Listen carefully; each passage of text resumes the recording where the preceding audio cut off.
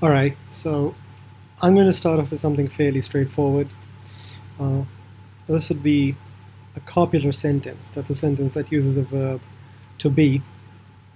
A lot of very characteristically unique things about Kashmiri that make it different from other languages of South Asia will come up, and I've just added some slides for those.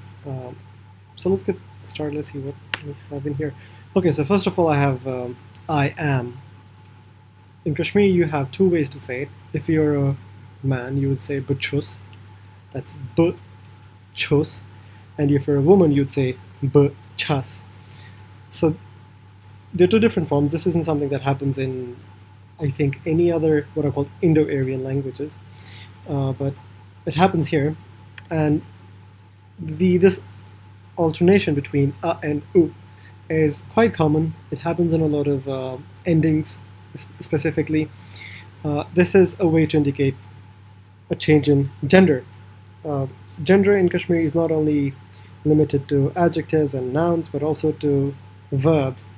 It's also used for verbs in other languages like Punjabi and Urdu and Hindi, but not to the extent in Kashmiri, because Kashmiri it has a lot more avenues where you need to add the gender, I think. This is just a rough thought. Sometimes you also need to change the root vowel, especially in native. So what I mean here is that you have a lot of foreign words, a lot of foreign vocabulary, and these words don't change as Kashmiri's own native vocabulary does to accommodate gender and number, which is to say when words change from singular to plural or from masculine to feminine. The changes that occur in foreign words, if any, they're usually none, are very different from the changes that occur in native words, which can be slightly complicated. So here's a fairly straightforward example. Bod is big, but that's only masculine singular. This also means old. It kind of has the same function as in bada in other languages. And if you're talking about a girl or a woman or a feminine object, you would say bird. So that kind of change from o to is also fairly common, especially when you have o in the root of a word. Sometimes when you're changing the gender, you also change the final consonants. I'll get to this some other time, but here's a fairly straightforward example. Vazul is red, but you don't say Vazul Kur, like a red girl. You'd say Vazij Kur.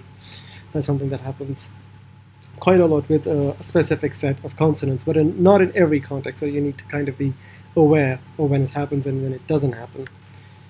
Then we move on to you are, singular. Again, you see the alteration between u and a. The word for you in the singular is ts. Ts. Now this can be slightly difficult, I assume, if you're just getting started with Kashmiri, but it's not something that you'll never be able to do if you just stay at it for, I think, a couple of weeks. I know a lot of people who've been able to get there in like a week or with 2 weeks of practice. It can be slightly tricky at the beginning. Again, it's ts.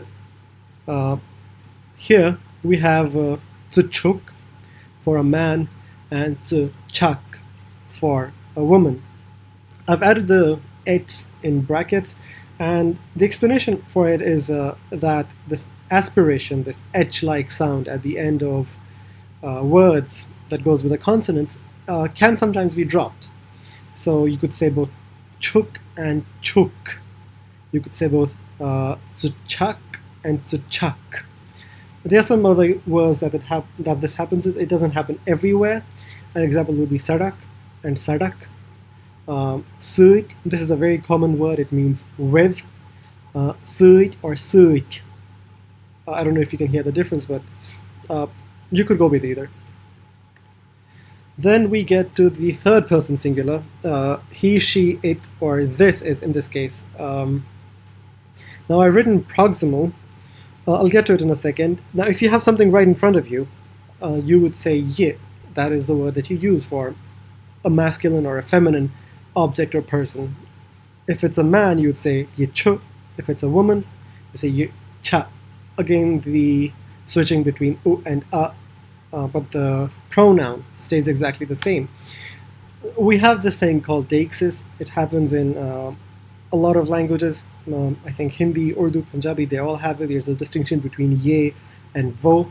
But in Kashmiri, you get 3 levels of distance. There is proximal, which is used for things which are nearby, which are like immediately next to you. I've written in earshot and visible. That's pretty much it. If both of you can hear each other and can see each other, this is for people, of course. Like, with objects, it's simply things that are very nearby, that are at hand.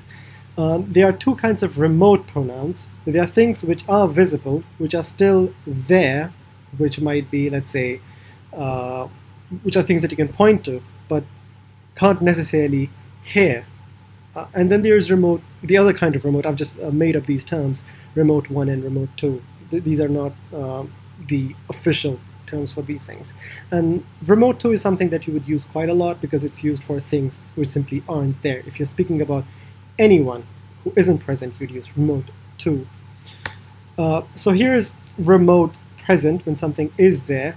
In this case, just imagine yourself pointing to something or someone. You could say hu, that guy, that person, that masculine object, hu, chu, and hua, cha, hua, cha.